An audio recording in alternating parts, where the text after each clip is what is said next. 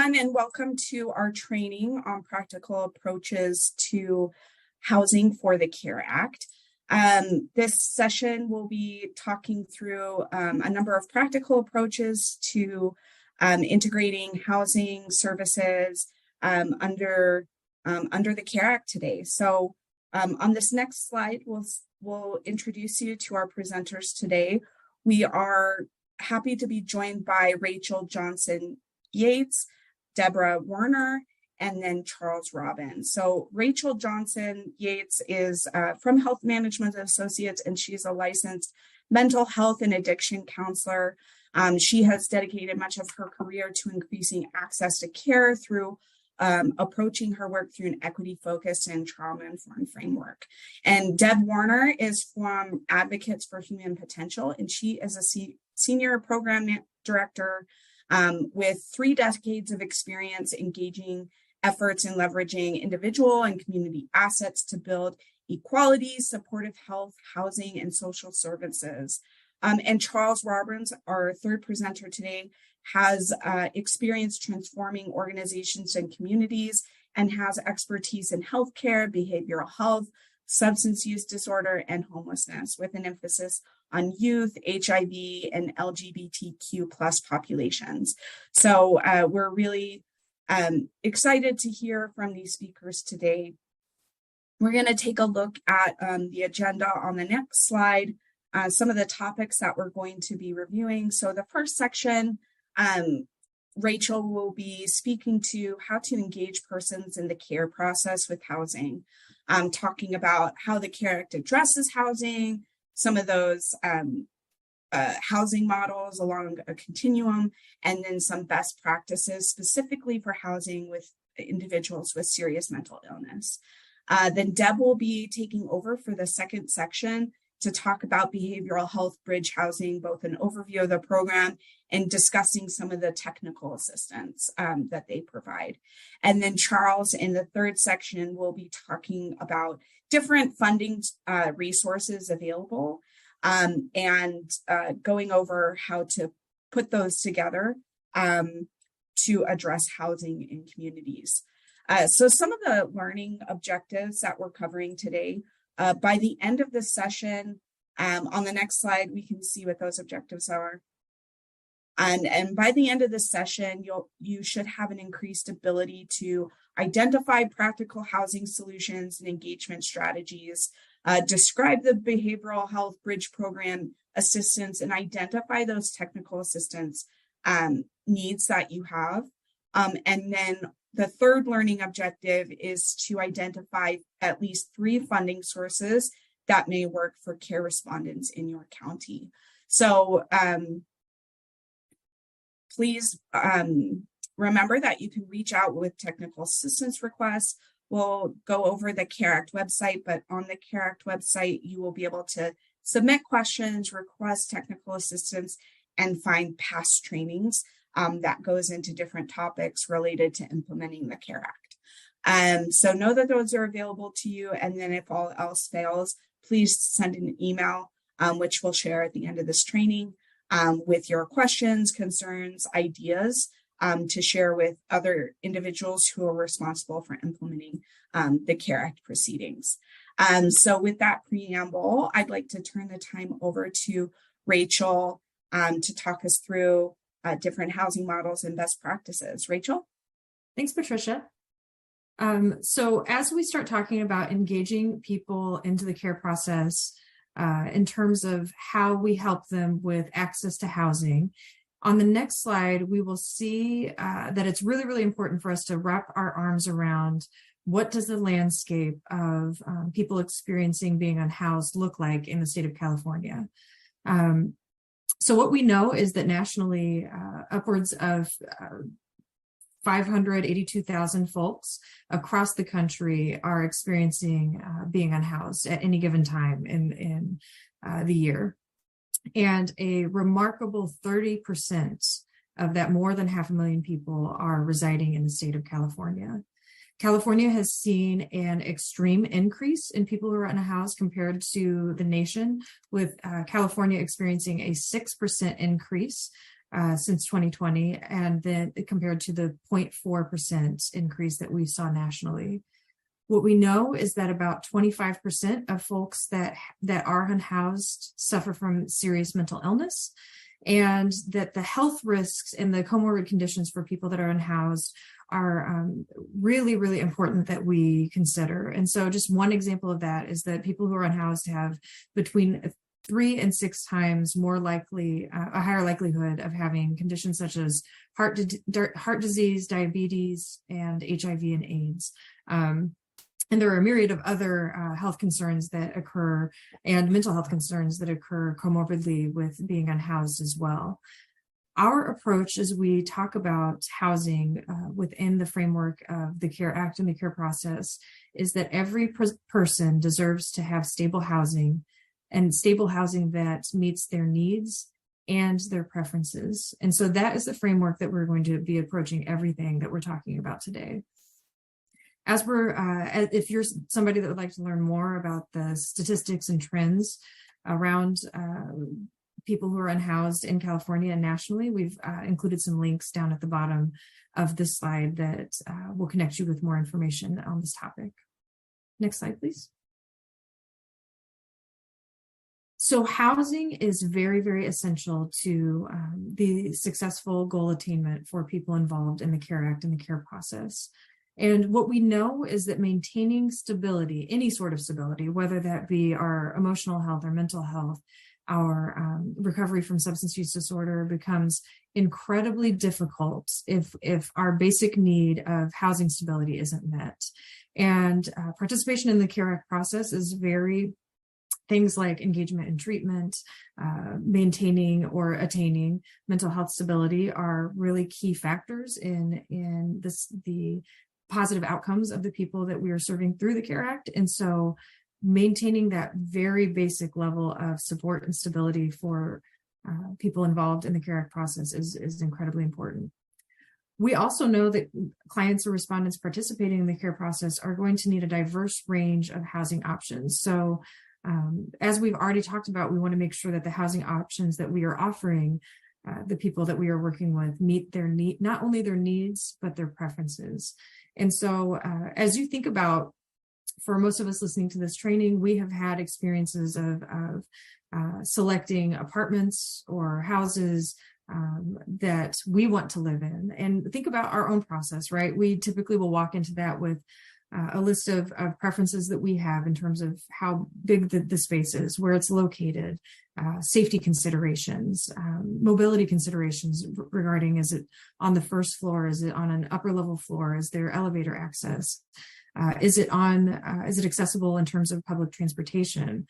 All of those factors go into how any of us on this webinar might be conceptualizing and approaching our own housing selection process. And it's really, really important that we offer that same sort of consideration and dignity to the clients and respondents that are participating in the CARE process.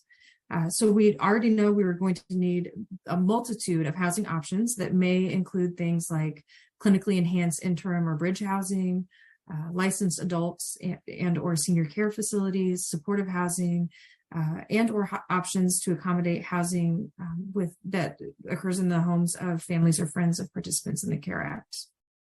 Next slide, please.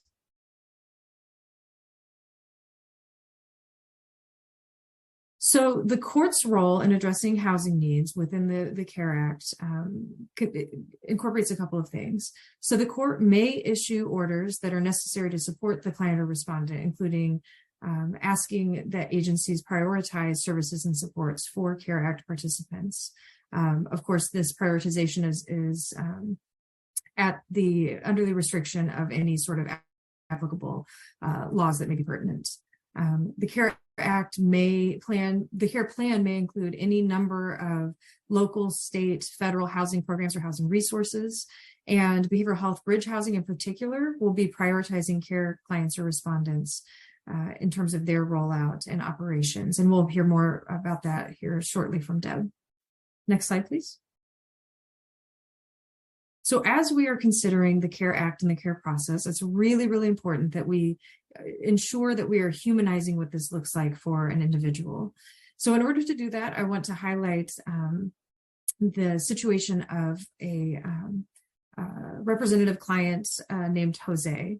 Jose is not a real person, but he is representative of people that we often serve who are experiencing being unhoused. And it's important that we think about, as conceptualizing Jose's situation, as we go through the different housing models that we'll be talking about throughout the training today. So as we go through the rest of the slides, please be keeping Jose in mind and be thinking about which of these may or may not be a fit for him and what sorts of special circumstances or modifications might we need to consider. So Jose is an individual who has a diagnosis of schizophrenia and opioid use disorder.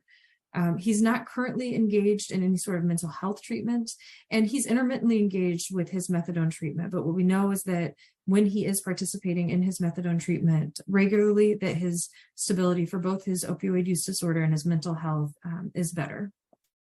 He has been successful in permanent supportive housing in the past, but ended up leaving a year ago, and he's currently unhoused and living on the street. His income consists of disability supports, and he has some negative perceptions of past treatment, largely related to the treatment not being responsive to his needs and his preferences, and he didn't feel like the treatment that he was receiving was individualized enough to be effective for his own personal definition of goal attainment. He has 2 children that are ages 5 and 7 who are currently in kinship care through child welfare. And he has been engaged in the welfare process to the point that the children will be able to be placed with him as soon as he is able to find permanent, stable housing. So we need to be thinking about Jose's situation and sort of housing considerations that may be pertinent for him, including things like family-friendly units and housing options that are friendly and receptive to medication-assisted treatment, how there might be additional supports like case management to help navigate the child welfare involvement, and ensuring that he can have access to an opioid treatment program to maintain his methadone engagements. Next slide, please. So as we're talking about what housing looks like for CARE Act participants, it's really important to understand the continuum of the multitude of housing structures and placements that are options for the people that we will be working with. And we're going to mention a few today. And what's really, really important is that we understand that housing first is the model and the philosophy that these other programs operate underneath. So housing first is kind of the umbrella, or you can conceptualize it as the foundation of these programs. And we'll talk a little bit more about what that means here on the next slide. So housing first is an approach that recognizes that housing is a basic human right. And again, as we talked about at the beginning of the training today, every person deserves to have access to housing that meets their needs and preferences. What we know is that people can better utilize services, maintain employment, sustain their recovery when they have housing stability. And the housing first model is really important because it eliminates preconditions and requirements for access to housing. And so it used to be kind of the name of the game in housing that people had to maintain sobriety. They had to jump through a lot of hoops in terms of treatment requirements. They had to have certain minimum standards met in terms of program engagement. And if they did not meet those needs, they either would not be able to access housing to begin with, or they would be removed from the housing placement that they have. And what we know is that housing first does work. So as an example, a study that's linked to the bottom of this slide looked at the housing first journey for around 2,000 participants. We found that using a housing first model versus a housing model that required treatment engagement, that we saw 62% of folks in the housing first model were able to maintain housing at the 2-year mark versus 31% in the treatment requirement setting. We also know that it's a good investment. Research shows that for every $10 invested in a housing first model, there's a $21.72 level of savings. And we also know that housing first improves the quality of life and community functioning for its participants. What is really, really important to know is that on the next slide, if you don't mind switching, that housing first is a harm reduction philosophy. As we've mentioned, there are not requirements for sobriety or treatment participation. People cannot be evicted for substance use without other sorts of lease violations that would be common for anybody that has lease requirements. People are not rejected for poor credit, financial history issues, having a lack of rental history or poor rental history, having criminal convictions that aren't related to tenancy, or having any behaviors that indicate a kind of subjective lack of, quote, housing readiness. We have to be able to accept referrals directly from the crisis response system. We emphasize in a Housing First model engagement and problem solving over a strict adherence to therapeutic goal or service plan attainment. In a Housing First model, it's really important that tenants have a lease and all of the associated rights and responsibilities of tenancy that is congruent with any renter that might be in the rental space housing environment. We know that case managers and service coordinators are using evidence-based and evidence-supported practices, and it may include special physical features that accommodate disabilities, reduce harm, promote health, and promote the sense of community and independence among tenants. Now, what's really, really important to understand about Housing First is that Housing First is not housing only. And what the research supports is the Housing First models that do not have strong outcomes tend to be offering housing without a complementary offering of supportive services. And within the Housing First model, it's really important that, number one, we get people engaged. Number two, that we offer them a menu of services for them to select from in terms of the types of supports and services and connections that will be able to help support them in their journey to attain whatever it is that their goals might be. And so those services may look like care management, care coordination, connection with treatment services. It may be access to peer supports. It could be any number and any combination of supports. But these supports must be offered in conjunction with access to housing, as well as in partnership with the journey that the client is on. And we must be able to offer these sorts of services regularly and intermittently with the client. As we know, in any sort of change that we're trying to make, our ambivalence, our engagement, our motivation changes throughout the process, right? And so for our clients, they may access housing and not initially have any sort of interest in engaging in the supportive services. But a week later, a month later, their openness to engagement and their understanding of their needs may be very, very different. And so these services must be responsive. They must meet the client's preferences. They must be able to be tailored, and they must be offered at different intervals and intersections within the client's engagement with their housing journey. Next slide, please. So bridge housing is also really important. It aims to immediately transition individuals from being unsheltered to attaining a stable interim housing, that the ultimate goal is to lead that person to being able to obtain permanent housing. So in this, it's for any person that is currently experiencing being unhoused, or the kind of HUD definition of homelessness. And what we know is that it reduces the number of people that have chronic conditions who are experiencing being unsheltered, which helps with a lot of those comorbid mental health and physical health outcomes. We know that it reduces emergency department utilization, and that it improves client stability, safety, and their health outcomes. And what's really important with both bridge housing and with rapid rehousing, which we'll talk about next, is that we're very, very focused on, at the time of their engagement, what does getting them connected with the next step, which is ultimately permanent housing for those individuals. And as I mentioned, Deb will be digging into bridge housing a little bit more, so I'll leave the more in-depth details to her as we move on to talk about rapid rehousing. Rapid rehousing is a really important intervention that rapidly connects individuals or families who are unhoused to permanent housing, offered again without preconditions. So as we mentioned, under that Housing First model, there are not the preconditions of having employment, income, criminal record sorts of requirements, maintaining sobriety. And the way that this is done is often through time-limited financial assistance that helps with relocation fees. It may help with utility assistance, deposit and or rental assistance. It will also offer targeted supportive services like case management, housing selection assistance, employment connection, and again, should be low barrier and where participants should have the same tenancy rights as general renters.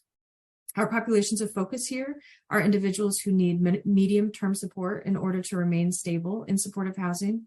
And again, with rapid rehousing, it's really important that we start planning for the next step in the journey toward permanent housing at the time of their engagement with the rapid rehousing program. We know that when people are able to engage in rapid rehousing programs, that they have higher rates of attaining permanent housing and they have lower rates of returning to being unhoused compared to using just emergency shelters or transitional housing alone. Next slide, please.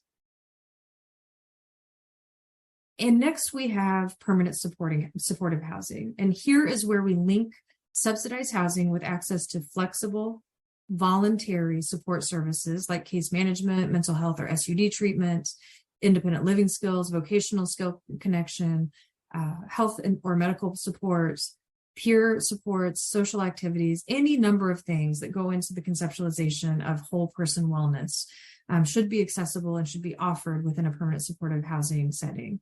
Again, it needs to be low barrier under that housing first sort of philosophy, and participants should have the same tenancy and rights as general renters. And you can offer permanent supportive housing to folks in either a scattered site or project-based setting. This is for folks who experience, again, the HUD definition of chronic homelessness, and really offers to offer people that housing stability with all of the supports that they may need to be able to maintain their housing stability. And what we know is that the outcomes are really strong for permanent supportive housing engagements. 83% stay housed for 1 year. We see that emergency department visits tend to decline by around 57%. Emergency detoxification uses decline by 87%. Incarceration declines by 52%. So what we see with the permanent supportive housing model is that if we can get people connected with housing stability, with the supports that they need to be able to maintain it, that they do really well and that they stay housed and that their engagement in supportive services and their ability to engage in services that help reduce physical, mental health, SUD crisis is much better. Next slide, please. So some consideration when we're supporting housing stability for people that have serious mental illness. It is really, really important that we remember to utilize all the resources that we have available to us. So as an example, it's important that we partner with housing navigation services to help clients be able to understand what their options are and to be sure that we're doing our best possible effort of helping them find housing that meets their needs and their preferences so that they are more likely to be able to stay in that housing. That we're very thoughtful about outreach and engagement strategies, that we're using things like street outreach and engaging folks in all of the programs that might be available in your communities. That we're pairing them with flexible supportive services that are housing preferences vary, and that people are able to choose from a menu of services. And again, those engagement with those services do not create some sort of requirement in order for them to maintain the housing that they're placed in. That we're using trauma-informed and person-centered practices to engage with the clients.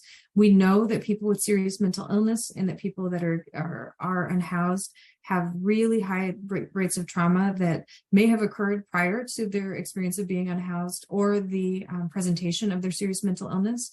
And we also know that they're very likely to have experienced trauma while being unhoused and within the experiences of acute serious mental illness. And it's really, really critical that we are responsive to that and that we are tailoring our approach in a manner that is trauma-informed. Similarly, it's important that we're using person-centered practices where we are honoring the choice and the preferences of the person that we're working with, that we're helping them understand their options and make choices that are congruent with their needs and that will help them think through the full range of supportive services and supportive environments that they may need in order to be able to attain their own self-defined goals. It's critical that we are responsive to their needs and that we're using techniques such as motivational interviewing to help the client navigate decision-making, and that we're supporting a harm reduction approach.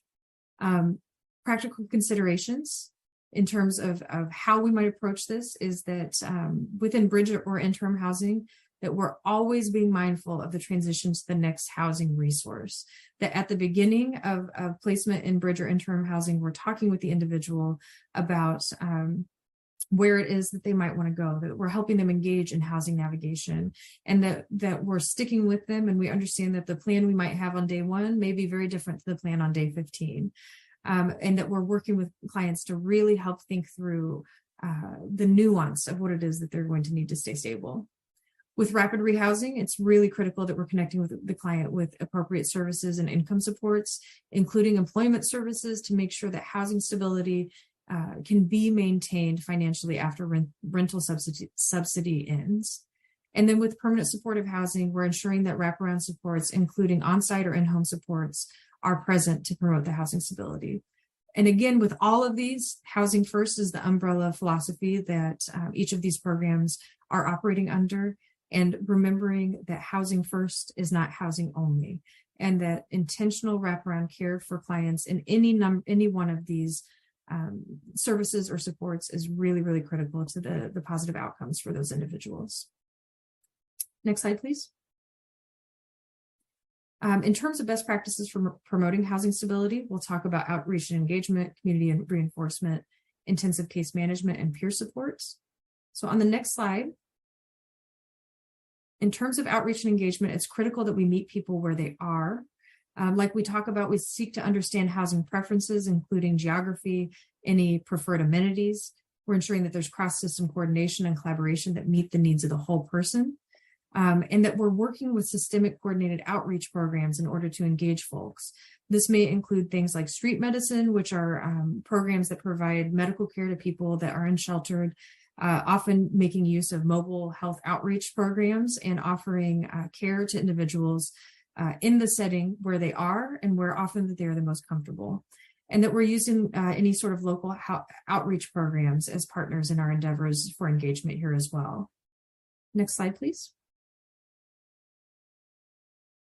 With intensive case management, this is where we're combining things like community supports, providing links to mental health, SUD treatment, housing, wraparound services, where we're working with landlords when housing issues arise to ensure that we're able to address concerns clearly and concisely to help maintain the housing stability for the individuals.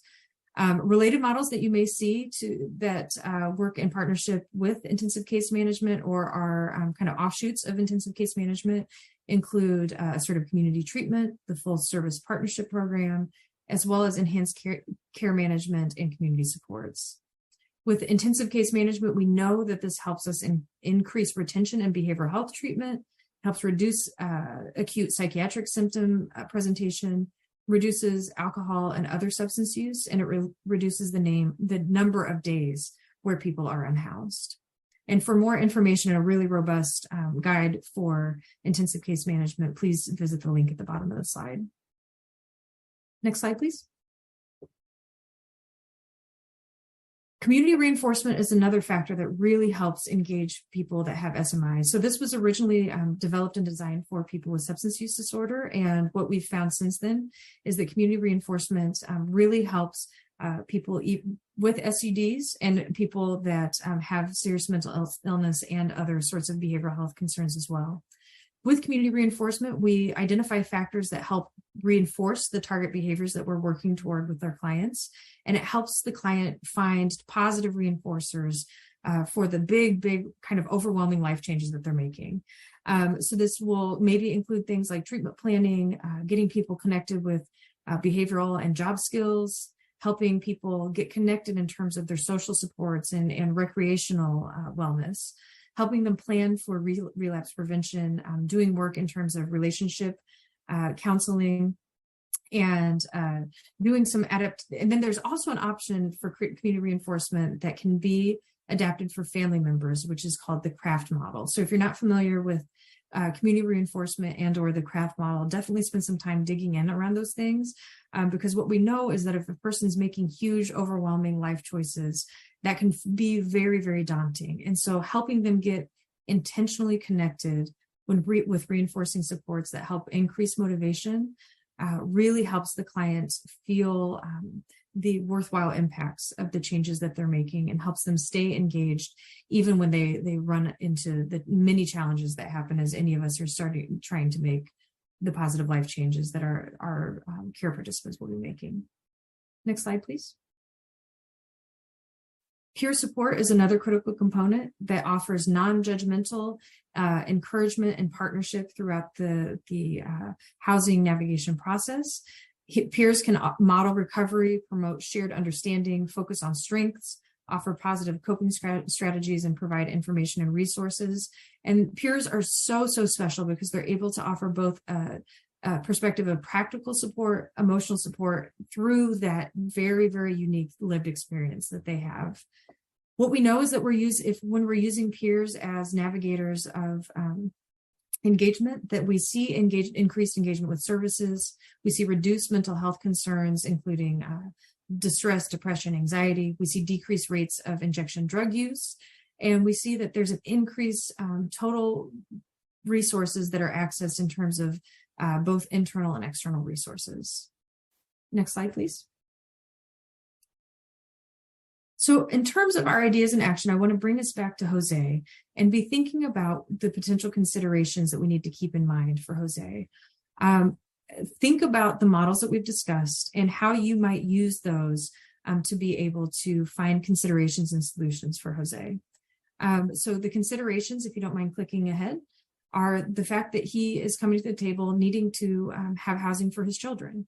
He is right now trying to manage his opioid use disorder through methadone daily dosing, and that he has had some problematic and negative interactions with the treatment system in the past.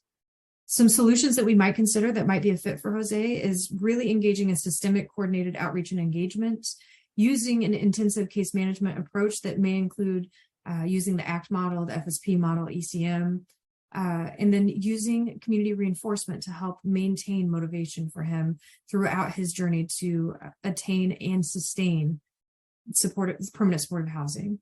And then use of peers might be really good for him in terms of helping make sure that along with the other supportive services that he's using, that he has someone alongside him who has lived experience with the things he's trying to navigate, and that can offer that real world experience in terms of navigating complications and the multitude of stressors that come along with building stability in the way that he is trying to do so. So with that, I will kick it over to Deb to talk more about the Behavioral Health Bridge Housing Program. Great. Thank you so much. And Rachel, wow, what a comprehensive summary of some of our efforts around housing and homelessness to date. So that was really a wonderful presentation. I'm going to just spend a little bit of time talking to everybody about the Behavioral Health Bridge Housing Program. Just a note, with the acronym Behavioral Health Bridge Housing is BHBH, but we pronounce it BB. The H's are silent. So if you hear me talking about the BB, I'm talking about the Behavioral Health Bridge Housing Program. I am Deborah Warner. Everybody calls me Deb. I'm a senior program director at Advocates for Human Potential, and I'm serving also as the director for the BB program.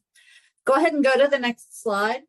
So the BB program was signed into law as part of the budget bill in Assembly Bill 179, and it provides funding through the Department of Healthcare Services for county behavioral health agencies and tribal entities. The funding goes through June 30th, 2027. And because that this is funding that's really focused on homelessness and housing, it's a little bit unusual that it's going through the Department of Healthcare Services, and really provides a great opportunity for us to address the specific needs of people who are experiencing homelessness, who also have serious behavioral health conditions that often will prevent them from accessing help and moving out of homelessness and other service systems. So this is really focused in the Department of Healthcare Services county behavioral health agencies, and then tribal agencies as well.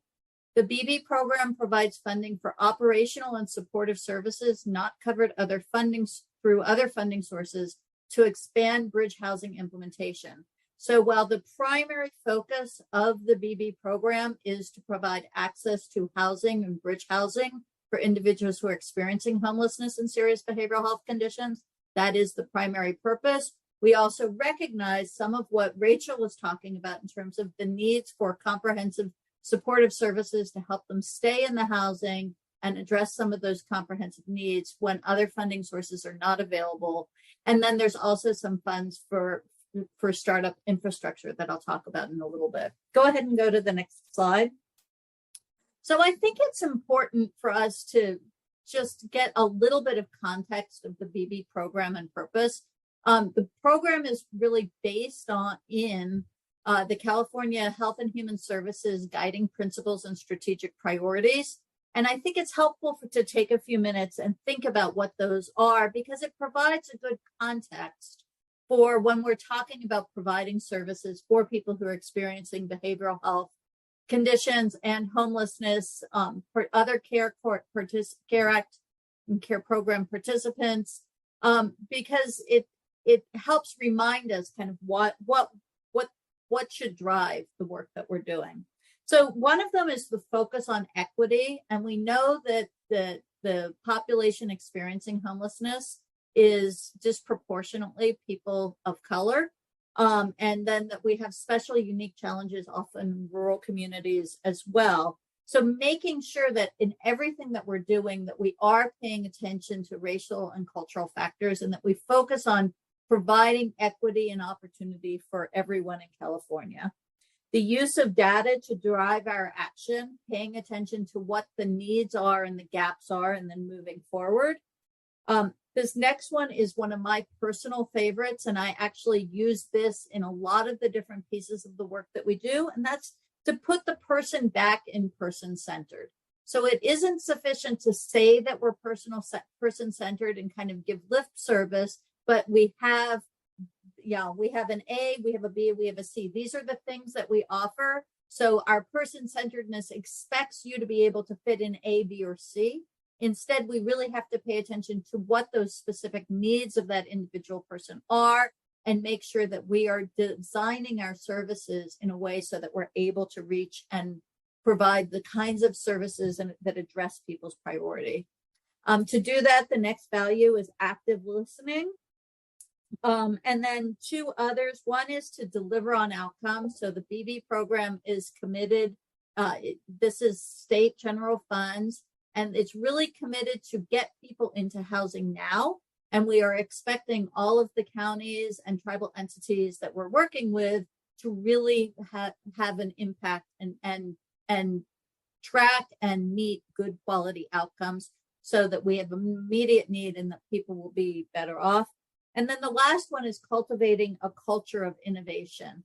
And to me, that isn't just doing new things. It's also really taking the time to learn from what worked really well and what could work better in some of the other work that we're doing.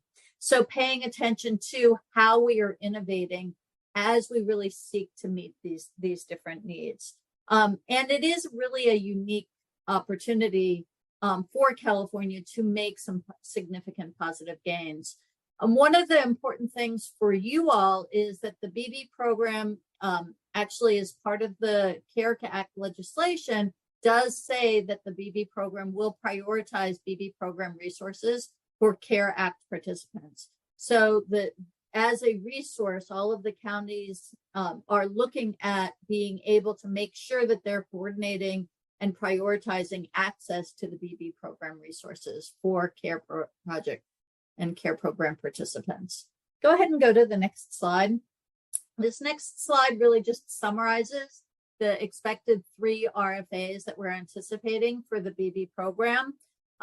Just to let you know that the first one, the county behavioral health agencies, it looks like it's going to be approximately $900 million.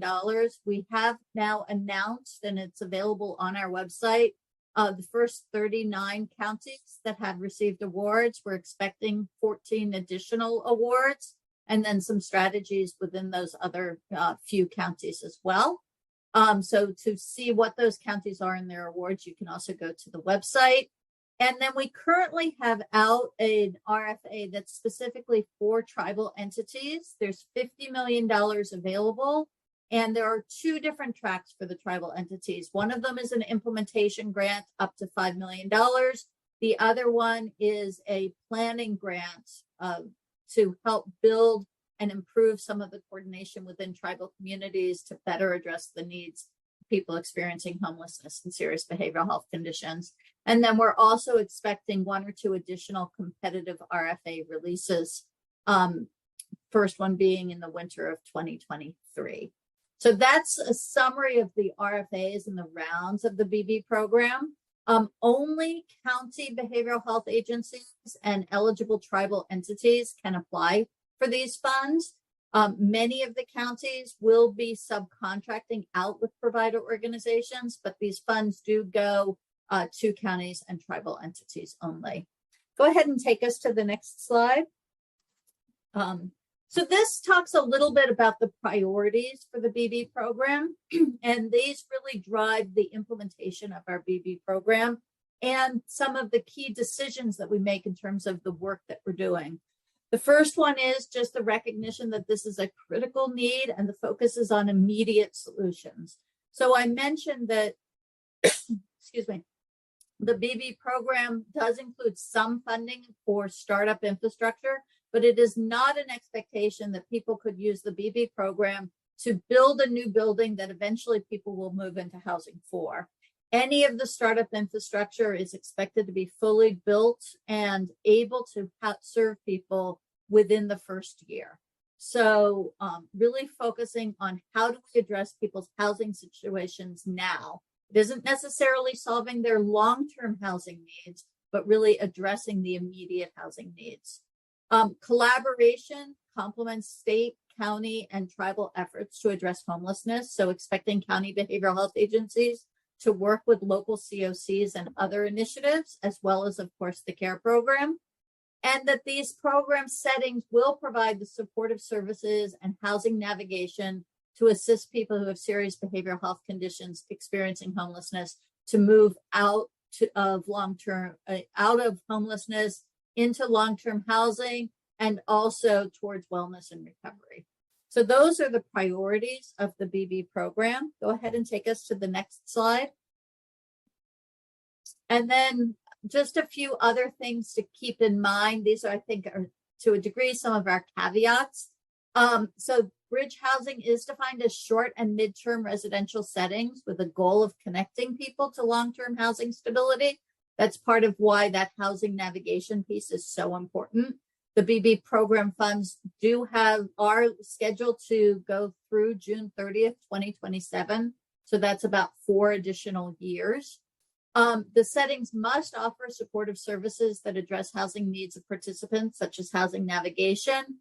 And it's also important to note that BB programs cannot supplant specialty mental health and substance use services that are provided by the county. Those must continue to be covered by Medi-Cal and other resources.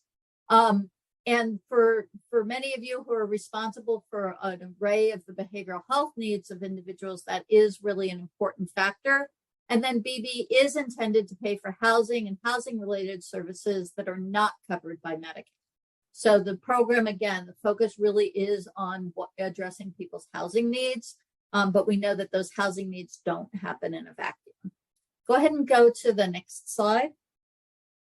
So I'm going to talk a little bit about how we define bridge housing in the BB program, because it's a little bit different often than many of you might be using in terms of the term bridge housing.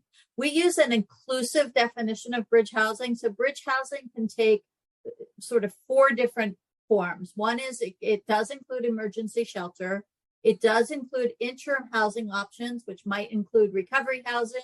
It might include transitional housing.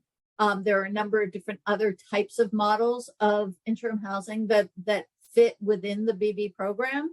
It also includes rental assistance, and that rental assistance is short or midterm rental assistance to help people be able to live in housing within the community. And I think the other piece that's important on that is we recognize that many people also have families, particularly some of our care program participants who are all by definition adults. They may have families that they're alienated from. This potentially BB funds can be used to help somebody be able to live in an auxiliary dwelling unit or room in a family member's home as part of that rental assistance program. There are some funds available for auxiliary funding and assisted living, and then everybody has to receive housing navigation. So when you're thinking about bridge housing for the BB program, we're really using it as a broad term to cover a number of different types of housing that is helping people bridge from homelessness into long-term housing and housing stability. And I think that's an important piece to remember. These are some of the examples of the shelter and interim housing types that we're seeing. A number of different communities are really looking at building tiny home and tiny home campuses, as well as some of the comprehensive supports that people would look at. Motels is another place, looking at not just ideally having it for the room, but also then how do you provide some of the support so that people don't isolate and alienate while they're in those traditional motels. We do have a number of people in smaller counties that are looking at just getting some individual units to make available. And like I've already mentioned, transitional housing, crisis housing. The other piece that will speak to, because Rachel did a really nice job of giving an orientation around housing first and the housing first principles. And we do expect the behavioral health bridge housing program that in all counties to have available low barrier, easy entry access to housing for people that they serve. And different counties are putting together different combinations of housing types to have available for people. So I think that that's also an important piece, that there is not one cookie cutter. Remember, putting the person back in person centered. There's not one model that's going to work for everyone. So making sure that you have enough of the different array of resources available to really meet the needs of the community. Go ahead and go to the next slide. So this talks a little bit about the rental assistance types of programs.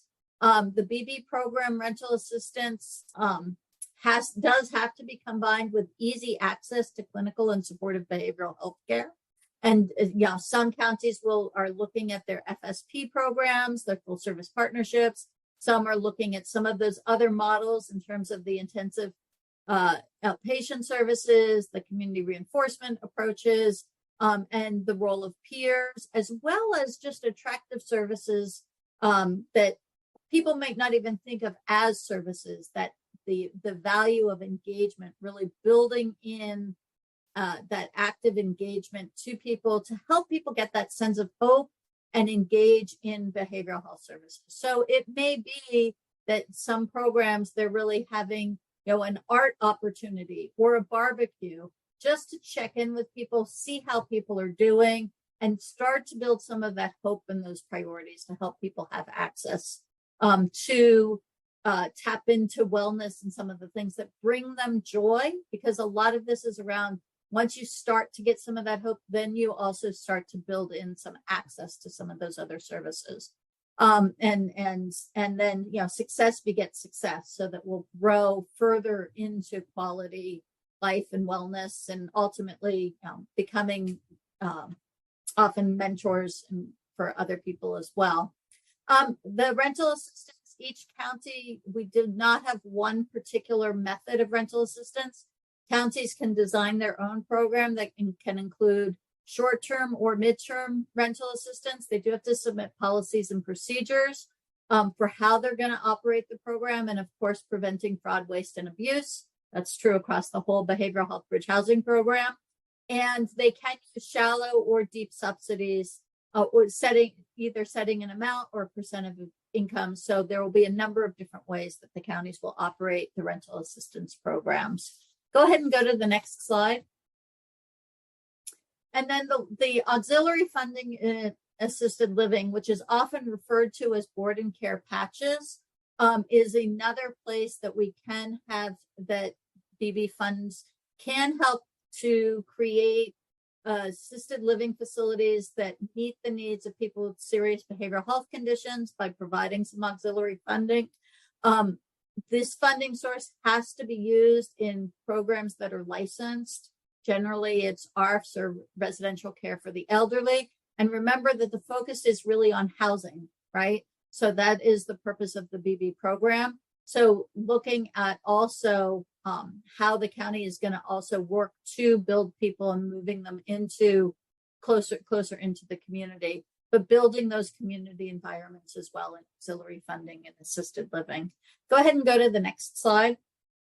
So I mentioned this earlier, but housing navigation is a requirement for all people who receive BB program services. And that is really to help people to be able to move from bridge housing, which is seen as interim, into longer term housing that meets their goals.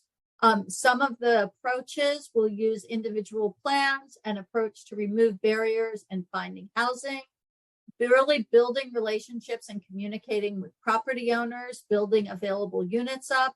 And then many counties also will have some participant assistance funds and landlord outreach and mitigation funds that can be used to help create resources, whether it's first and last or security deposits, or helping to pay for the costs of documentation that people need in order to be able to access housing, because everybody's going to want to see their California ID or their driver's license.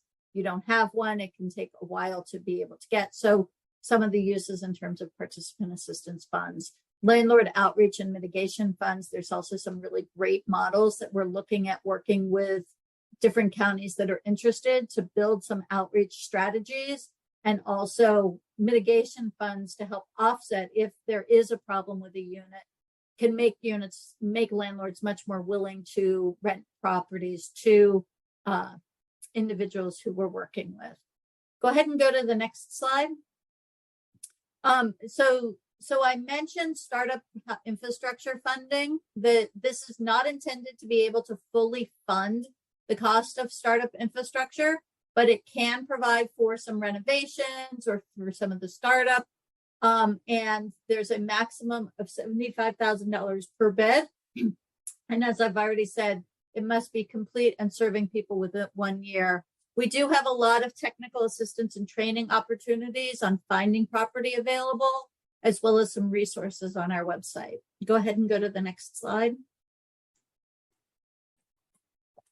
And then one of the areas where we're really working with a lot of the counties is around master leasing. And through master leasing, rather than just trying to help somebody who does not have good credit history, has a lot of specialized needs, does not have first and last deposit, might have experienced an eviction, and is very difficult to get a property owner to want to lease to that individual. We are working with counties and counties with their providers around creating strategies around master leasing, where you can lease full housing units from property owners or more than one, and then sublease the units to individual clients or families, or sometimes you'll also set up roommate situations. It's a quicker way to get access to housing units. And it also can make it a little bit easier for clients to be able to move in and out. So master leasing is an example of one of those strategies that we're really using with some of the counties. So that's really a summary. You can go ahead and go to the next slide of the BB program. And you can get more information on our website. There's also a help desk on the website if you want to contact us to get some additional information or to join the mailing list. And we're excited to be working with HMA in terms of some collaboration around technical assistance, and also to see us all move forward in terms of getting some of the people housed and moving forward. And with that, I will go ahead and turn it over to Charles. Thank you, Deb, for providing that excellent overview of the behavioral health bridge housing funding opportunities. I'm Charles Robbins, and I'm a principal with HMA. I'll be sharing with you some additional funding resources that may be appropriate for CARE Act participants. Let's go to the next slide. So let's start with a little background. First, there are various funding streams that may help to provide housing to CARE Court participants. As you'll see on this slide, there's been a significant shift in funding availability for housing in California. So there's a few points to remember. State funding has increased dramatically as depicted by that bar chart on the right, especially the last 2 fiscal years. The 2022-2023 budget includes an additional $10.2 billion over multiple years. And local governments and providers can access numerous funding streams to provide housing to the CARE client or recipient. Let's go to the next slide. So this slide lists the numerous government agencies that have funding for housing-related supports.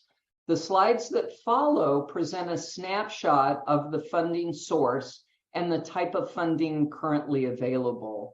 I'm going to provide a high-level overview of the funding streams. Please know that you're going to have access to a PDF of this presentation. The PDF includes the hyperlinks to each source, and I'd encourage you to take time to get familiar with each source as it may be applicable to your agency. Let's go to the next. So we're going to start with the California Council on Homelessness, who oversees the implementation of Housing First guidelines and regulations and identifies resources, benefits, and services to prevent and end homelessness in California. And these funding streams include homeless housing, assistance, and prevention, as well as the encampment resolution funding. And as you can see on the bottom of each of these slides are the hyperlinks for each resource. Next slide. So the Housing and Homeless Division is responsible for program development and oversight of statewide housing programs funded by the California Department of Social Services. And they actually have 9 different funding streams. So we're going to go through all 9. On this slide, we've listed Project Roomkey and Rehousing, Community Care Expansion, and CalWorks Housing. You'll see that Community Care Expansion, the second one, is emphasized with the yellow border. I'll be highlighting 4 specific funding streams that have really specific relevance to CARE Act participants. And so the Community Care Expansion provides funding for the acquisition and rehabilitation of adult and senior care facilities for those who are homeless or at risk of becoming homeless, and most importantly, have higher level of care needs. And or it can be used for capitalized operating reserves to help preserve existing facilities. So a really great resource. Next. On here, we've got some additional funding streams, and they include CalWorks, Homeless Assistance, Housing and Disability Advocacy Program, and HomeSafe. Let's go to the next. And the final 3 funding streams include Bringing Families Home, Transitional Housing Placement Plus Foster Care, and Transitional Housing Program Plus. The latter 2 are targeted to youth emancipating from the child welfare system. Again, the PDF that'll be available includes the links to the resources at the bottom of each slide. Let's go to the next source. So the California Department of Healthcare Services finances and administers a number of individual health care service delivery programs, including Medi-Cal, which provides healthcare services to low-income people. DHCS funding streams include the Mental Health Services Act, Behavioral Health Continuum Infrastructure Program, and Behavioral Health Bridge Housing Program. We've highlighted the behavioral health bridge housing program, which was covered in great detail earlier by Deb. Next. The California Governor's Office of Emergency Services is responsible for overseeing and coordinating emergency preparedness, response, recovery, and homeland security activities. Their transitional housing program supports individuals who are victims of crime. Let's go to the next.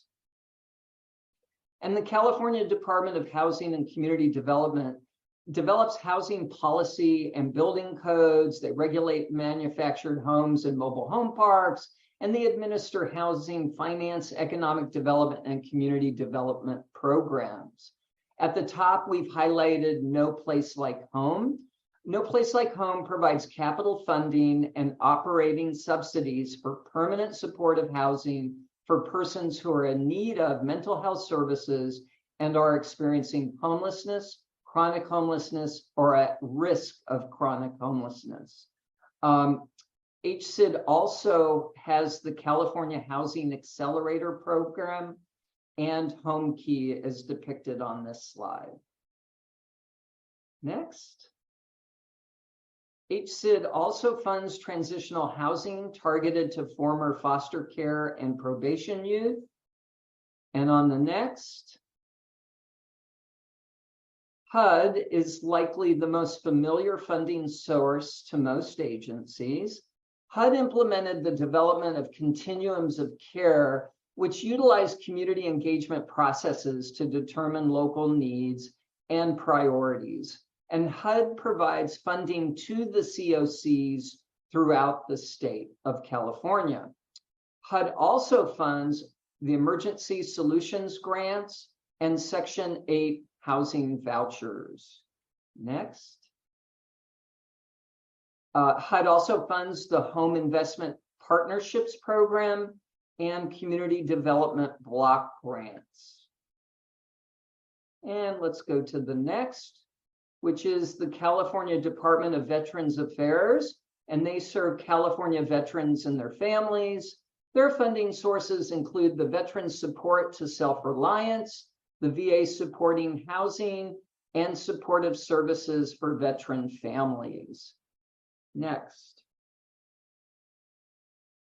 So this is a really interesting opportunity, and it is highlighted.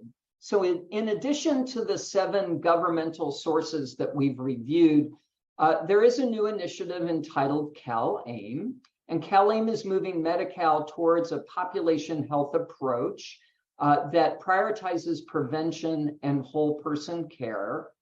Medi-Cal beneficiaries are being connected to community supports to meet their social needs, and that includes medically supportive foods or housing supports. And these new services are provided by Medi-Cal managed care plans as a cost-effective alternative to traditional medical settings or services. There are 3 areas of support that are really relevant to housing, depicted here. They include housing navigation, housing deposits, and housing tenancy. Managed care plans are now able to contract directly with housing providers for offering these services, and providers are reimbursed by submitting a claim with Medi-Cal. So those are opportunities of funding, and that brings us to the end of today's webinar. But as you think about these funding sources and think about Jose's housing, consider the different funding sources and braided funding that could be utilized. And again, I want to call out our attention to CalAIM and the other highlighted opportunities in the deck. And with that, we want to thank you for your time and attention today. I think we go to the next, and I'll turn it over for our closing. Thank you so much, Charles and Deb and Rachel, for going over that material. Again, if anyone has questions or technical assistance requests, or to share any successes that you've had in addressing housing in your county, please share those with us. On the next, our goals today, you see with the learning objectives, on the last slide, were to identify those practical housing solutions, describe the BB program and identify technical assistance needs, and then identify those funding sources that may work, as Charles indicated just now. So on the next slide, we do have those next steps.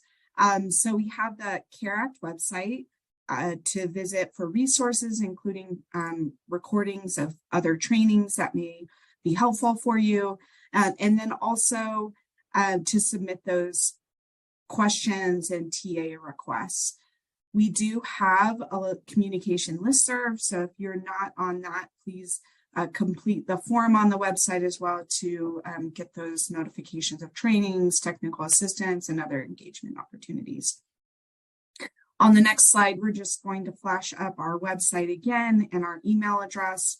Please feel free to reach out with any question or, like I said, any best practices that you've found so that we can make sure other counties are learning from you.